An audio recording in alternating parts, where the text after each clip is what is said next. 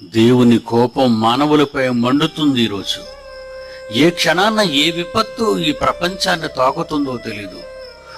సమాజం ఆనందంగా ఉందండి, క్లబ్బులు అంటుంది, పబ్బులు అంటుంది, ఆనందం అంటుంది, సంతోషం అంటుంది. అందుకే దేవుడు ఏం చేశాడో. God, creator of the universe, 0 mentions.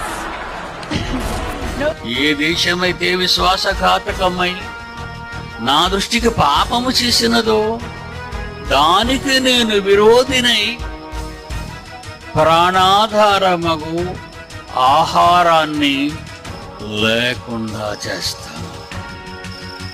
Bible ముందు ఎవ్వరూ నిలబడలేరండి. ఎవ్వరూ ప్రపంచంలో. సృష్టిని సృష్టించేటప్పుడు పచ్చదనాన్ని, చెట్లు కావాలని దేవుడు కోరుకున్నాడండి. కానీ ఆ చెట్లు ఎవరు నిప్పంటించక ముందే వాటికవే 100,000 ఎకరాలు మండిపోతుంది. ఒకసారి చూడండి. శత్రువులు చేసిన పని కదండి ఇది, ప్రకృతిలో సంభవిస్తున్న విలయ తాండవం.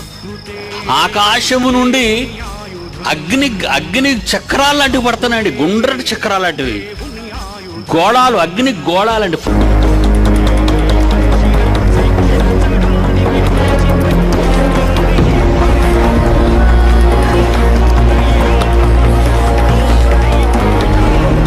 సంఘటన, ఈ దుస్సంఘటన మితిమీరిపోయిన ప్రపంచ దేశాల మీద జరుగుతున్న దైవుని దాడండి ఇది. ఒకనాడు సుధుమ మీద చాలా టోకుగా కురిపించేశాడండి. టన్నులు టన్నులు టన్నులు టన్నులు, కొన్ని వేల లక్షల టన్నులు గంధకం కురిసిందండి.